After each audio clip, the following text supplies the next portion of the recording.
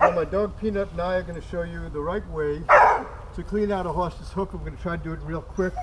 Most of you know this already. I try to train my horses that when I squeeze here, they lift their leg. And you can train them to do it. You just squeeze the chestnut and they'll lift their leg. Now, the reason I'm doing this is because I heard the other day about a girl who was a new rider, and she had worked so hard with the pick that she made the horse bleed at the frog. So the idea is to do it gently, and here's the frog. In case any of you are wondering, the frog is this little piece here, and that is the frog. Believe it or not, it's part of the horse's circulatory system.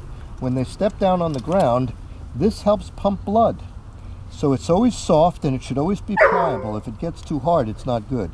Now in this particular case, I'm going to put my hoof pick right to the edge. I'm not going to dig in, but right to the edge of the shoe.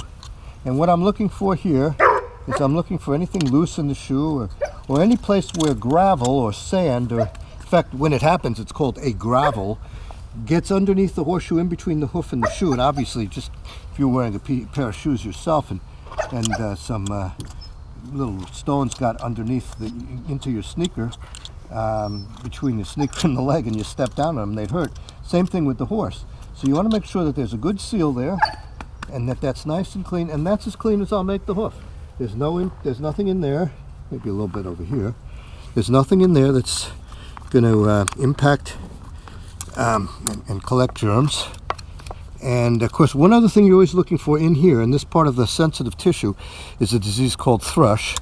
And you'll know it when you see it because it smells, and it's quite a strong odor, and that's something you have to treat. Actually, you can treat it with Clorox. I make a 50-50 Clorox water solution and treat it with that when I first start to see it. A lot of people buy commercial products for it, but if you catch it early enough. But there's a nice clean hoof, and that's the way it should be. No heroic efforts. You don't have to push too hard or scrape too hard to do it. You just need to come up with a nice clean foot. In fact, this shoe is actually a poor example for you because it's actually a little overgrown, as you can see. And she's ready for new shoes. So that's the proper way to do it.